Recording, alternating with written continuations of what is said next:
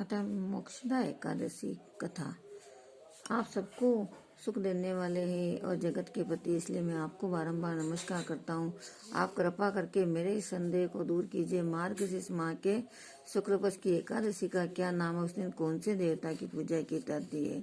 इस प्रकार भगवान कृष्ण बोले, हे राजन, आपने अत्यंत सुंदर प्रश्न किया है। आप ध्यान पूर्वक सुनिए। मार्गशीर्ष माह के शुक्ल पक्ष की एकादशी मोक्षदा के नाम से प्रसिद्ध है। इस दिन धूप दीप नैवेद्य से भगवान की पूजा करनी चाहिए। अब मैं एक पुराण की कथा कहता हूँ, आप ध्यान पूर्वक सुनिए। इस एकादशी के प्रभाव से नरक में गए हुए माता पिता पुत्र आदि को स्वर्ग की प्राप्ति होती है। और प्राचीन में, अब आप ध्यान पूर्वक सुनिए, प्राचीन गोकुल नगर में एक बेसामक नाम का एक राजा राज्य करता था।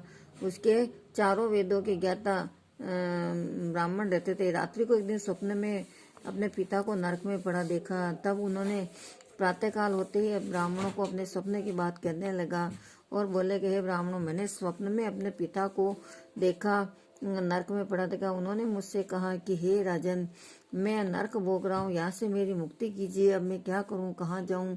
उस दुख के कारण मेरा शरीर तप रहा। आप लोग किसी प्रकार के तप दान आदि बताए जिससे मेरे पिता की मुक्ति हो जाए। उस उत्तम पुत्र का जीना व्यर्थ है जो अपने माता पिता का उद्धार न कर सके। राजा के ऐसे वचनों को सुनकर ब्राह्मण बोले, हे राजन, यह करीबी भूत भविष्य के ज्ञाता पर्वत नाम के मुनि रहते हैं।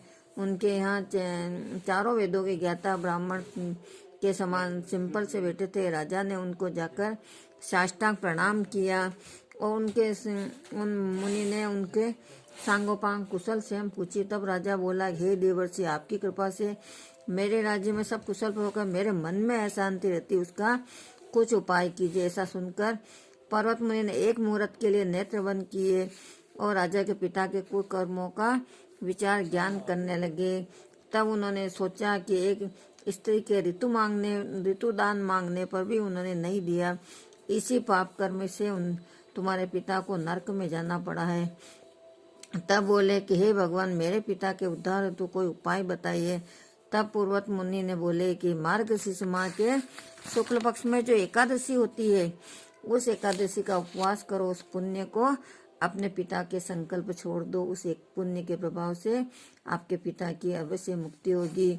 और मुनि के वचनों के अनुसार उन्होंने एकादशी का उपवास किया और अपने पुण्य को राजा के पिता के संकल्प छोड़ दिया। और इसी प्रभाव से राजा के पिता को मुक्ति मिली और स्वर्ग में जाते हुए बोले कि हे पुत्र, तेरा कल्याण होगा। जो भी इस एकादशी का व्रत करते हैं उनके समस्त पाप नष्ट हो जाते हैं और अंत में स्वर्ग मिलता है। और इस एकादशी से बढ़कर कोई व्रत नहीं है। जय श्री कृष्ण। राधे राधे।